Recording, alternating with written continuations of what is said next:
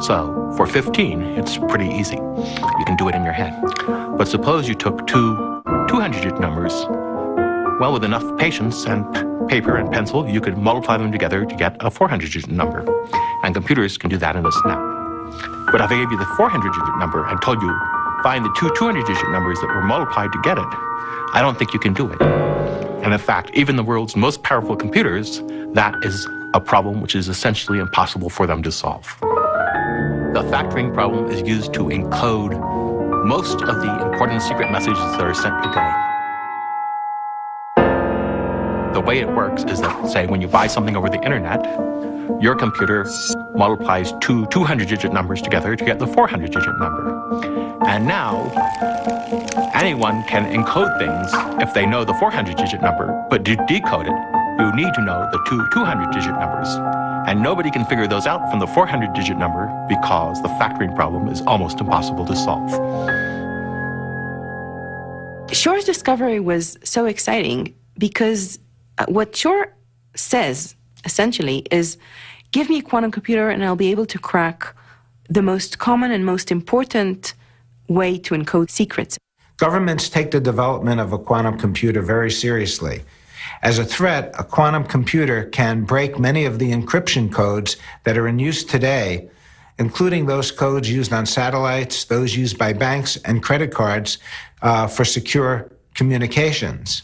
But just as theoretical physicists saw that a quantum computer could crack secret messages, they also realized that quantum effects could be used to create the world's ultimate secret codes, quantum codes, providing a super secret way to keep information private. In classical cryptography, we usually make the assumption that the system is secure because the eavesdropper, the would-be eavesdropper, can't solve some difficult computational problem. Quantum cryptography works on a different principle. You can't break a quantum cryptographic code unless you can break the laws of physics. With quantum cryptography, it's essentially impossible to eavesdrop on the transmission without being detected. We might call this the noisy observer effect. It's as if you were at a party and were listening in on a neighboring couple's conversation. They know instantly, without even looking, that they're being overheard. Quantum cryptography is already being used at a high level, securing election results in Switzerland. So in this lab, we developed the basic technology for quantum cryptography. What was secured by quantum cryptography is the fiber optic link that connects the place where the paper ballots are counted to the place where the state's computer are located. And that was the first public real-world applications of quantum information. Quantum cryptography is just one of the many powerful quantum tools being developed and deployed at the moment. But the most fantastical and mind-bending application is a phenomenon known as quantum teleportation. Quantum teleportation will not be anything like what you see in science fiction. The reason is that no matter is transmitted from point A to point B. It's the quantum information that gets transmitted from point A to point B. Quantum teleportation is made possible by entanglement. One uses the entanglement of two photons to transmit the information from one over to the other one. In 2004, we did a quantum teleportation experiment across the river Danube. We ran a glass fiber cable from one bank to the other over a distance of 600 meters. This fiber ran through a sewer, and therefore we call it the third man experiment, remembering the movie The Third Man, which was staged in the sewers of Vienna, starring Orson Welles. This is the only movie where the theme is played by a zither. We create these entangled photons by shining a strong laser into a special crystal. And then a photon of higher energy can decay into two photons of lower energy, which are then entangled. We send one of the photons over to the other side of the river and keep the first one locally. This photon then meets a third one, the one to be teleported.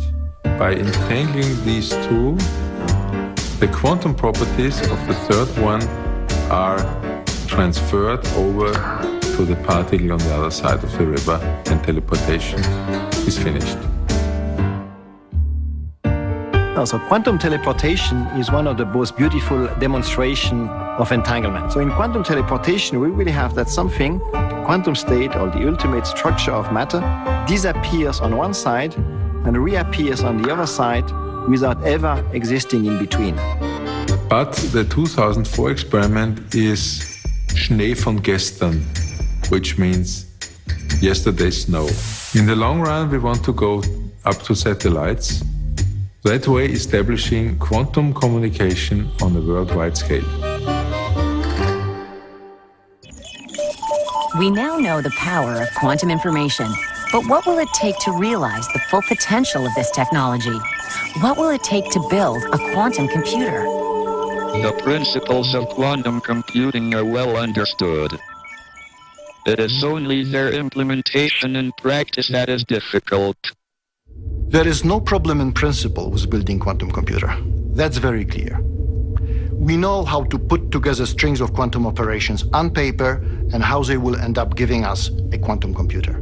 The problem is in translating it into real hardware. We don't know what a quantum computer is going to look like because we don't have a quantum computer yet.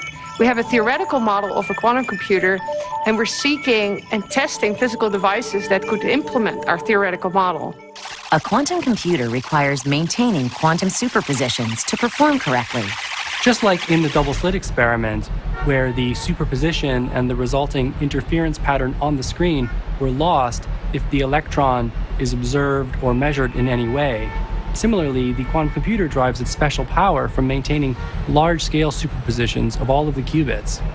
This means keeping the quantum computer very well isolated from its surroundings and protected from any unwanted interactions until the computation is complete. Of course, this is a very difficult thing to do. The major challenge in building a quantum computer is keeping it quantum. And that means keeping it completely isolated.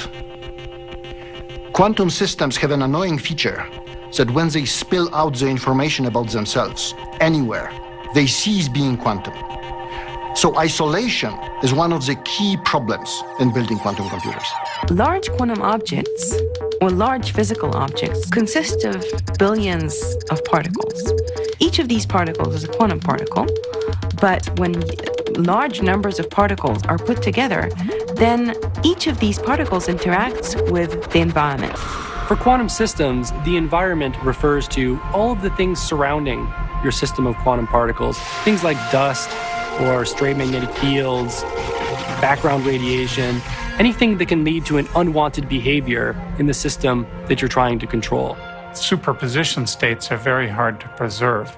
In Dr. Wineland's lab, the qubits are stored in what is called an ion trap. Well, the analogy to our ion trap and a marble in the bowl is the following. We can think of the marble being the atom and the bowl being this so-called trap, the way we hold the atoms. And one thing we can do, for example, with our atoms and the marble in the bowl here is we can put the marble in a circular orbit going around the center of the bowl. And we can do this with our atoms as well. Now, with the marble in the bowl, we usually, at some instant of time, you realize that the atom, say, is going to be on the left side of the bowl or the right side of the bowl. Now, the strange thing in quantum systems, which allows us to make qubits, is that we can put the atom in a superposition state in its bowl, its trap, so that it's, at some instant of time, it's not on the left side of the bowl or the right side of the bowl. Rather, it's both on the left side of the bowl and the right side of the bowl at the same time. So the analogy with Schrodinger's cat is that we're able to make situations where we have a superposition of all the atoms pointing in one direction and all the atoms pointing in the opposite direction at the same time. So what might a quantum computer look like? Behind me, you see a prototype for a quantum computer. It's made of a very powerful magnet, which is made of superconducting material, which is bad at liquid helium at about -266 degrees Celsius. The qubit in that system are made of the small magnet inside of the nucleus of atoms. At the end of computation, we're using the magnetic field of these qubits to be able to read off the answer of the computation. This particular quantum computer has a dozen of quantum bits, or the equivalent of 1,000 classical bits, which is computers of the 1950s. If we're able to build a quantum computer with about 60 or 70 quantum bits, then we'll be able to have a quantum computer which is more powerful than all classical computers combined on Earth. Today, scientists are pushing the limits of theory and experiment from blackboard to lab, harnessing the power of nature's mysterious quantum world, laying the foundation for a new era of discovery and innovation. I think that the kinds of devices, the kinds of effects we're talking about may very well have a huge impact on future technology and on the way people live their lives. But you won't catch me telling you exactly what's going to happen. However, I think the most important thing about the future is that now that we're learning how to talk with atoms in their own language, in the language of quantum information, we can talk with them and deal with them in ways we never have before. A wonderful possibility of transforming the way society works is to use superconducting transmission lines as a backbone for energy transmission. If you could use this quantum mechanical effect, which we can use, it's proven already, but if we could use it on large scale so that we could transmit power across the continent, then we could use renewable energy sources more efficiently, make the renewable energy sources where they're easy to engineer, and transmit the power to where we need it. I hope that this is going to happen soon. Certainly it could happen very soon. Sure, quantum mechanics is weird. So was the idea of human flight before we discovered how to build planes and rockets to counteract the effects of gravity. Now we are taking off into the quantum future. By understanding how atoms and elementary particles behave at the most intimate level, at the level which they speak to each other in the language of quantum information, we can tame those savage quanta. We can cooperate with them to construct new ways of processing information, new ways of computing and communicating that will transform our life in a radical fashion. This way of thinking about the world, of understanding it at the level of quantum information, has the potential to transform every technology that we possess. And by transforming it and by learning to talk with these atoms and elementary particles, we'll find a new place for ourselves in the quantum world.